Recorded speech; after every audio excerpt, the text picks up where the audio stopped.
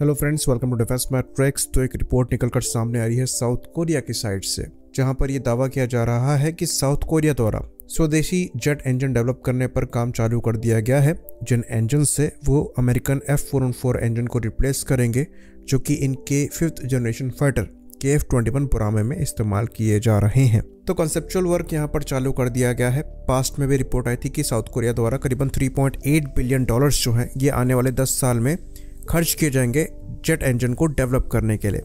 लेकिन उस समय बात यह आ रही थी कि ये जेट इंजन जो हैं ये जनरल इलेक्ट्रिक F404 के क्लास के होंगे। लेकिन अब जो रिपोर्ट आ रही है वो ये आ रही है कि ये नए जेट इंजन जनरल इलेक्ट्रिक के F414 को रिप्लेस करेंगे। ऑल्दो ये चीज़ मेंशन करी गई है कि ये इंजन 15,000 पाउंड फोर्स, जो कि 66 किलो न्यूटन होता है, इस थ्रस्ट क्लास के इंजन्स होंगे। तो मोस्ट लाइकली यहाँ पर बात मिलिट्री थ्रस्ट या फिर ड्राई थ्रस्ट की हो रही है। आफ्टर बर्निंग थ्रस्ट डेफिनेटली यहाँ पर 100 किलो न्यूटन के ऊपर ही होगा। और ये जो इंजन्स हैं ये इनके एयरक्राफ्ट में 2030s के मिड से एंड तक लगकर आना चालू हो जाएंगे। तो साउथ कोरिया का ये एम रहा है कि उनको पूरी तरीके से इंडिपेंडेंट होना है मिलिट्री कैपेबिलिटीज़ को लेकर, और इसीलिए वो जेट इंजन्स को लेकर भी किसी और पर डिपेंडेंट नहीं रहना चाहते हैं। ऑल्दो यहाँ पर ये चीज़ मेंशन नहीं करी गई है कि वो इस प्रोग्राम में किसी फॉरेन पार्टनर को देख रहे हैं या नहीं देख रहे हैं, पर इंडिकेशन यहाँ पर ऐसे दिए गए हैं कि ये एक इंडिपेंडेंट प्रोग्राम हो सकता है, जो साउथ कोरिया के लिए एक नई चीज़ होगी। क्योंकि अभी तक मैक्सिमम प्रोग्राम्स जो साउथ कोरिया ने अंडरटेक किए हैं मिलिट्री को लेकर, ये ज़्यादातर कोलैबोरेशन में ही रहे हैं।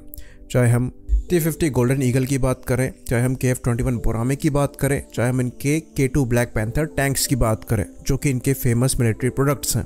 तो प्योरली इंडिपेंडेंट प्रोजेक्ट्स इन्होंने अभी तक अंडरटेक नहीं किए हैं।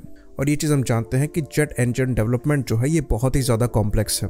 इंडिया ने इंडिपेंडेंटली इस डायरेक्शन में आगे बढ़ने की कोशिश करी, कुछ लेवल तक हम सक्सीड भी करे, लेकिन पूरी तरीके से एक सक्सेसफुल जेट इंजन हम डेवलप नहीं कर पाए। यहाँ पर हम GTRE कावेरी की बात कर रहे हैं। तो अगर साउथ कोरिया द्वारा स्क्रैच से स्टार्ट किया जा रहा है, वो भी बिना किसी सपोर्ट के, तो जो टाइमलाइन उनके द्वारा दी जा रही है आने वाले 10 से 15 साल में वो ये इंजन बनाना चाहते हैं, उस पर ये अचीव कर पाना काफ़ी ज़्यादा मुश्किल होगा।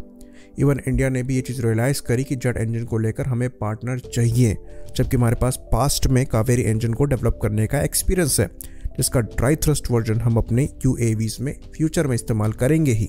लेकिन फिर भी हमें फ्यूचरिस्टिक इंजन के लिए एक पार्टनर चाहिए। उसके बाद भी लगभग 1 दशक की टाइमलाइन हम लेकर चल रहे हैं इन इंजन के डेवलपमेंट को लेकर। तो साउथ कोरिया के इस प्रोग्राम को लेकर अगर हम पैरेलल ड्रॉ करें इंडिया के साथ, तो काफ़ी कॉमन हमें चीज़ें दिखाई देंगी।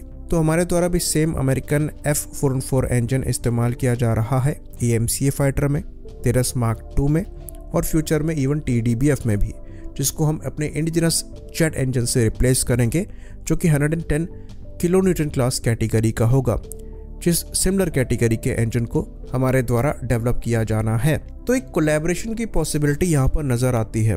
हमें एक ऐसा पार्टनर मिल सकता है जो कि इस प्रोग्राम में फंड कर सकता है, जिसकी वजह से ये चीज़ कम से कम इंश्योर हो सकती है कि इस प्रोग्राम में रुकावटें कम आएंगी। क्योंकि मैक्सिमम जो प्रॉब्लम है ये फंडिंग को लेकर होती है, क्योंकि R&D प्रोसेस जो है ये फंड हंगरी होता है।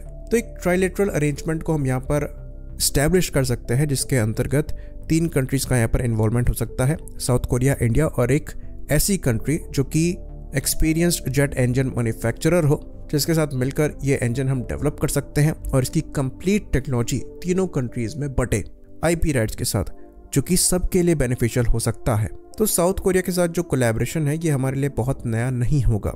केनन वज्रास जो कि सेल्फ प्रोपेल्ड हार्वेजर्स हैं, ये हमारी आर्मी द्वारा इस्तेमाल किया जाता है और काफ़ी बड़े नंबर में इनको मैन्युफैक्चर करने का प्लान किया जा रहा है, और इनको इंडिया में L&T द्वारा ही मैन्युफैक्चर किया जा रहा है। तो इंडिया और साउथ कोरिया की जो मिलिट्री एम्बिशन है ये सिमिलर है काफ़ी। तो जो कोलैबोरेशन है ये दोनों के लिए बेनिफिशियल हो सकता है, क्योंकि जो अल्टीमेट गोल है ये दोनों के लिए एक ही है।